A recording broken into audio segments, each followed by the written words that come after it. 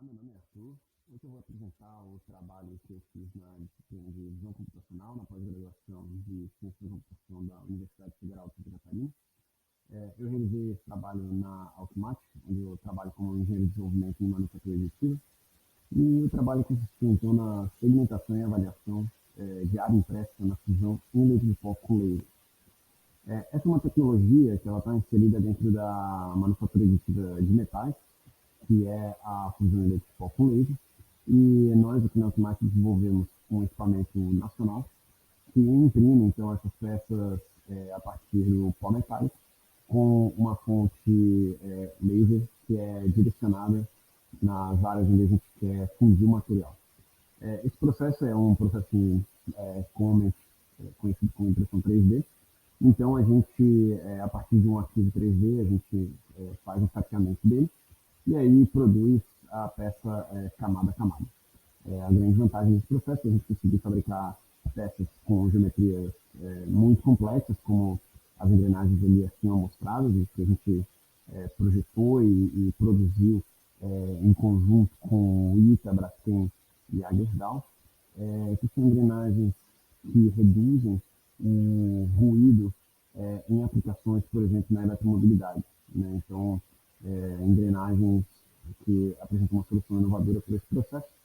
E aí a grande questão é que a gente precisa ter um controle e monitoramento desse processo em tempo real para garantir de qualidade, né?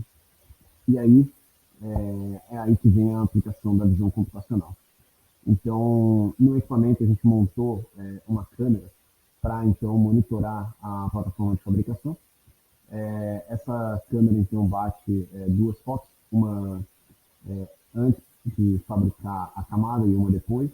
Então a gente consegue ver o leite de pó recoberto acima da plataforma de fabricação e aí depois as áreas onde o laser fundiu o metal. Na literatura já há algumas referências, né, de pessoas utilizando então visão computacional para monitoramento do processo de manufatura aditiva. Aqui é um caso do binder jetting, então muito similar, eles conseguem remover então os contornos, né, de uma camada impressa.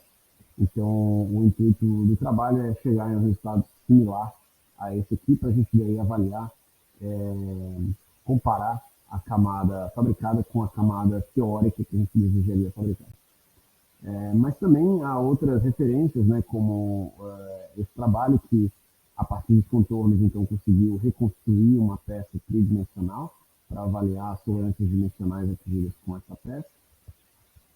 E aí também para auxiliar no processo de parametrização de novos materiais para a manufatura aditiva de metais. Então, a partir da imagem de cordões de solda fabricados com equipamento de impressão 3D de metais, aplicou-se ali algumas técnicas de visão clássica e aí algoritmos de clusterização para identificar aqueles que obtiveram os melhores resultados.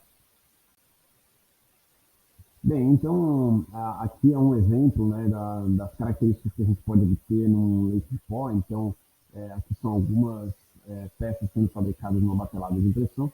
E a gente pode ver aí falta de pó no leite, a formação de sombra ao redor das peças, que pode indicar aí uma sujeira proveniente de material que é arremessado pelo laser, ou então formação de cake, que é uma sinterização do pó que está muito próximo da peça impressa.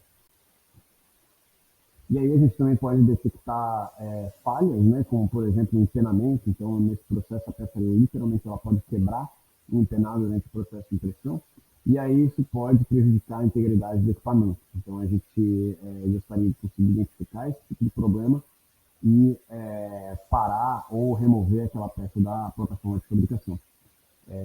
O trabalho não se propõe a ir tão longe, mas sim pelo menos estabelecer uma métrica que a gente consiga começar a estudar esse tipo de aplicação. Então, para esclarecer, né, a gente então vai comparar com a seção transversal da peça. Então, a partir de um modelo 3D como esse, a gente consegue, a partir do fatiamento, a gente tem então a trajetória que o laser vai percorrer, como aí está mostrando na esquerda, um contorno que a peça vai percorrer para fabricar essa seção transversal em vermelho nas imagens da direita. E aí aqui, um pouco melhor, né, é realmente a área que é percorrida pelo laser, né, essa imagem teórica à esquerda, então onde é branco, o laser incide, né, sobre o material, a matéria-prima virgem. E aí à direita ali a gente consegue ver o contraste, né, da peça impressa, metálica já, com o leite de pó. Então, a partir disso, né, tentou-se aí várias abordagens para desenvolver esse pipeline de segmentação daquela peça do leite de pó. Então, então foi estabelecido um pipeline. Esse pipeline começa então pela aplicação de uma máscara na área de fabricação. Então a gente remove só a região de interesse. Depois dois, ali embaixo a gente fiz uma binarização utilizando aí o threshold GM com 20 bins e foi o suficiente aí já para segmentar muito bem a peça do restante da imagem. E aí, com operações ali de abertura e fechamento para remover pixels que foram detectados ali no leite pó que não era interessante, e o fechamento para criar uma região conexa para depois eu conseguir fazer a segmentação. Né? Então, o quinto passo foi aplicar um ORP, que é consiste em pegar 4 pontos que foram dados ali por um quadrado que foi marcado com laser. Tá? Então, manualmente, a gente pegou esses pontos e aí fez uma operação de warp para que a peça ela ficasse com as dimensões mais próximas da dimensão real, né? Para a gente conseguir comparar isso com a imagem final. E aí uma rotação só de 180 graus, porque para coincidir com o eixo de coordenadas, né? O espaço vetorial do equipamento de impressão 3D.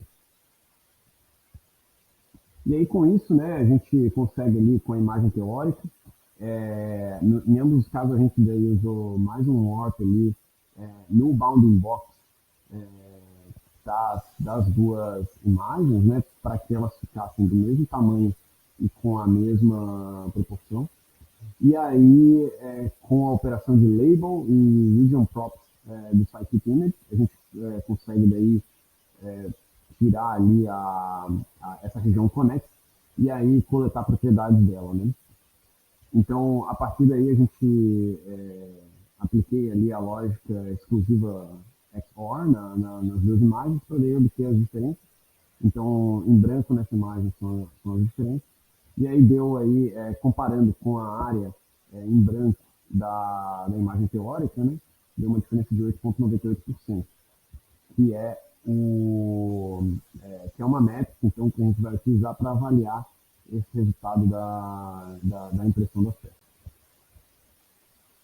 Então, como consideração final, né, foram feitos aí diversos testes de binarização, com análise de histograma, binarização simples, segmentação também com detecção de bordas, a variação do tamanho do kernel das operações morfológicas, mas o melhor resultado, por enquanto, obtido foi com esse pipeline que foi apresentado. Mas nesse pipeline ainda o tempo de execução é muito alto, leva aí 1 minuto para a execução, e aí durante o processo de impressão isso é muito demorado, né? Apesar de que às vezes uma camada ela demora mais de 1 minuto para ser impressa, e a gente teria esse tempo ocioso, digamos assim, para poder analisar uma imagem, a gente já fica aí numa condição muito crítica já. Então, o ideal seria baixar esse tempo de execução. E ele está muito ligado ao tamanho do kernel, que é utilizado na operação de fechamento. Tá? Então, isso poderia talvez ser melhorado se a gente reduzisse ali o tamanho da imagem dessa operação, ou então aplicar alguma redução de resolução, que daí talvez a gente conseguisse reduzir o kernel. Né? Mas, além disso, né, aquela diferença ali que a gente obteve da imagem teórica com a real, ela muito provavelmente está relacionada com sombras, tá, provenientes da iluminação, mais propriamente a diferença nas dimensões reais daquela peça, mas também possivelmente das limitações na estratégia de segmentação que foi utilizada. Né? Então, a gente espera aí que com a melhoria da iluminação no equipamento, esse resultado também melhore um pouco. Mas, assim, ao mesmo tempo, esse pipeline ele tem que ser testado mais a fundo, né? Por exemplo, em centenas de camadas de uma peça. Né? Normalmente, uma peça ela vai passar das centenas de camadas, ela muitas vezes chega até umas 2.000 camadas. Então, teria que testar esse pipeline sendo executado também numa peça completa para ver se, por exemplo, o threshold de IM consegue sempre segmentar aquela peça com variações de iluminação ou de coloração da matéria-prima. Né? E aí, além disso, né, a gente foi testado aí, avaliar a falta de pó nessas imagens, porém, com o pipeline apresentado, aquela imagem ela tinha falta de pó, ele não conseguiu identificar a falta de pó.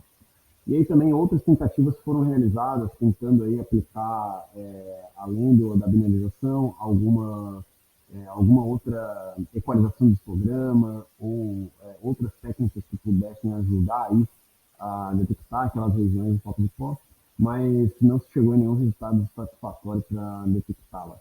Tá? Então a gente parou por aí, nessa segmentação mesmo da camada impressa. Tá? E, por enquanto, é um resultado que está satisfatório para a gente, para começar realmente a daí gerar aplicações disso. Mas, tem mais trabalho para ser feito aí ainda. Bom, obrigado. Aqui está meu contato, caso queiram discutir sobre o projeto, e fique à disposição. Muito obrigado.